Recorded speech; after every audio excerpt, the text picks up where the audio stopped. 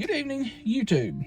This video here was a spur of the moment decision because I had originally started to do a video on the cream crappie kit that you can buy at Walmart for like $6. And after about a year or so, and every time I try to do a video on this kit, the fish seem to move to another dimension. I managed to catch a couple of fish on it, or some of the baits in it, and I may include those catches at the end of the video. I don't know. But since that one failed, I decided, again, spur of the moment, I jumped upriver, had about 30 minutes to fish, and decided to do a time challenge video. Hadn't done one in a while, and 25-30 minutes is about all I could bear because it's really friggin' cold outside right now. Enjoy the video. Alright, like I said, I've already caught like 2 off camera, so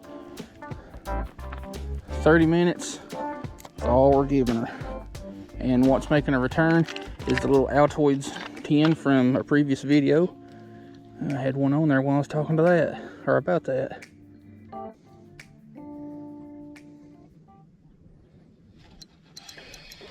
What are you?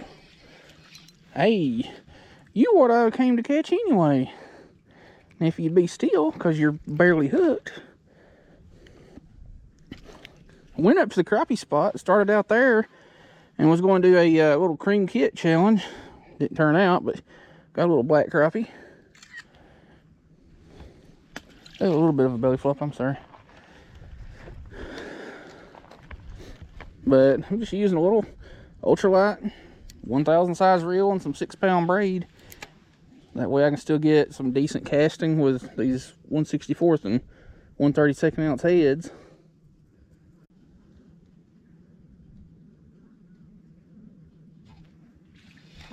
What is you? Another little crappie. Chill. Where's my pliers? You ain't listening.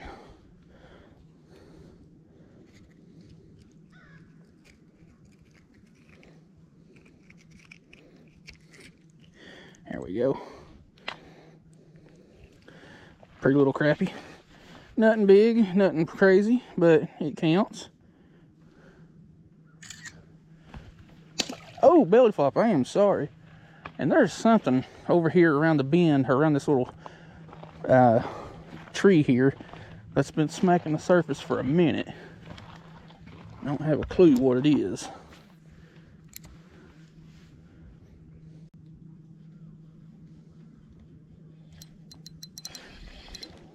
That's a little bit nicer one. Not by much, but we'll take it. I don't know what it is about crappie in cold weather. They just, well, I thought I had my jig head out there. There we go. I don't know what it is about crappie in cold weather. It just seems like they get more frisky and more, out there during the cold water. And since we're just like right here, we're gonna do a mini skadoosh and get you on in there.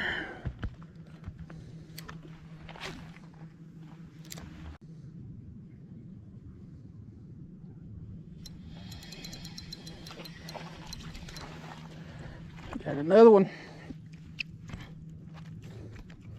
Chill, man.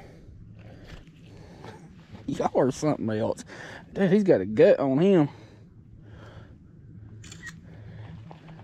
Been munching on minnows.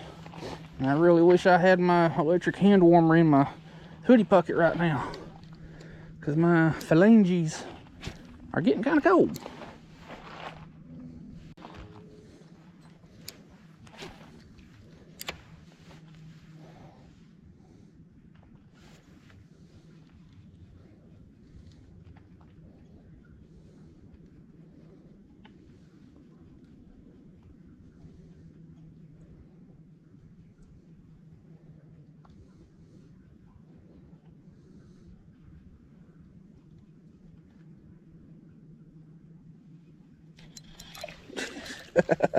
I was waiting on that one. I was waiting on you to come up and just smack it.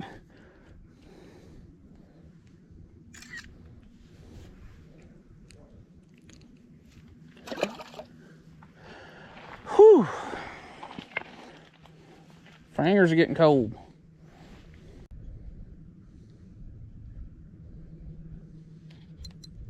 This is nicer. Yeah, it's a little bit nicer crappie. Chill. You were just barely hooked too. Pretty little black crappie. It don't look like it, but like right here in front of me, right now that's probably 7 feet, 6.5, 7 feet deep. Because where that current comes out of there and just drops out of that culvert, it's pretty much just dug out a hole.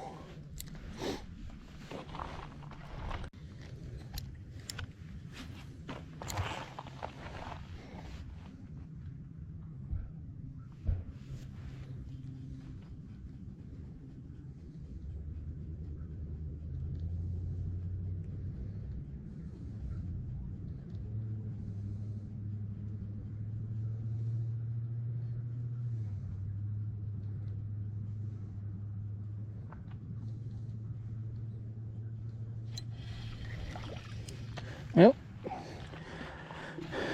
you count, even though you're about the size of a quarter. In case you're wondering about why I take pictures of every fish I catch, it's because I have a logbook. The simplest way for me to remember what I caught, when, and where is just take a picture of it. This year, I have extremely simplified my logbook to where I am not adding the location and all that. It's just the date, the number of trips that month, and species and number of species. I'm no longer dealing with the locations and all that stuff, just going by the date, numbers of species and all that. Make it a whole heck of a lot easier to keep track at the end of the year.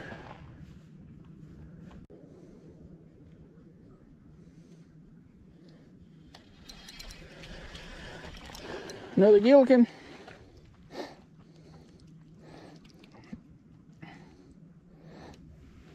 Pretty fish. Pretty fish.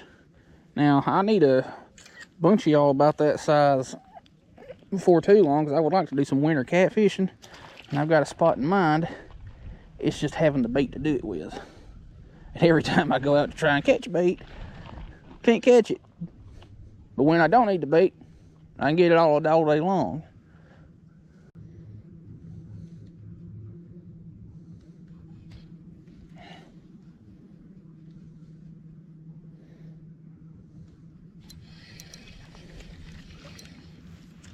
Finally.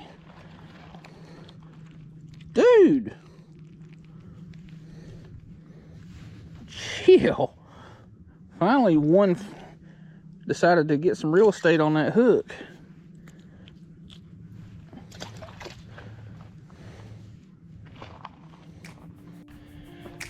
Well, YouTube, I had a nasty little tangle there at the end where I couldn't get untangled because my hands were froze. But we ended up catching 10 or 11 fish in about 25-30 minutes right there. And like usual, as soon as the trees or the sun goes down behind the trees, the bite just shuts off pretty much everywhere around here, at least for me. I'm gonna go home and thaw out, get this video edited and put together. Check out the links in the descriptions, a couple other videos that I did some little short challenges on, and check out the link in the top of the description. That's my mule fishing affiliate link. Hope you liked the video. Thanks for watching. One thing I want to show you real quick, it's a knot that I use a lot for crappie fishing, and that is a loop knot. So, when you do that, pull out a little bit of this here paracord.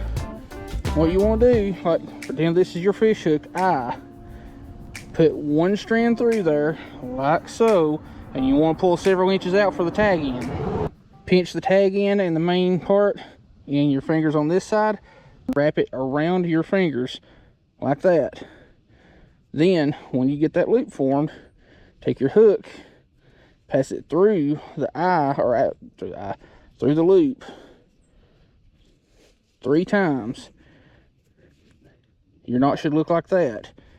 And the way I like to do it, it's kind of hard to do it with this paracord, but the way I like to do it with my actual fishing line, take and hold the back of that knot and just pull until it's tight. And there you go, you got a loop knot. Typically, like if this is scaled down to the proper size, I would want the actual knot to be about that far from the hook. Simple, easy loop knot.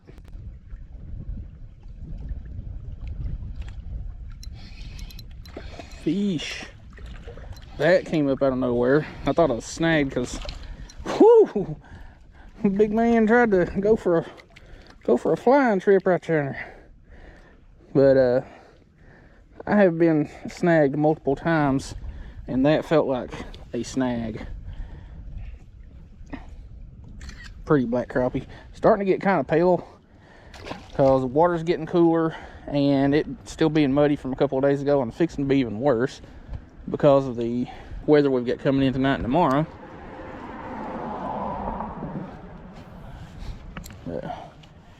It's fish number one. Got plenty of time, so we're gonna see how many we can get. Mo better. The mo better, the mo better.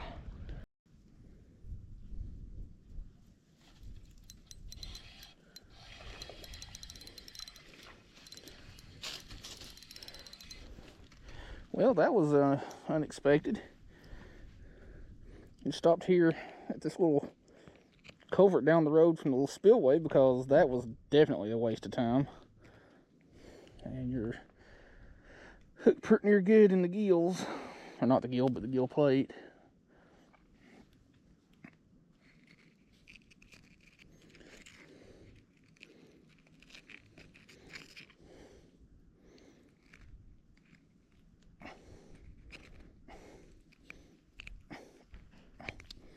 Seriously. But little bass fish. Figured there'd be something right up against this little culvert because there usually is.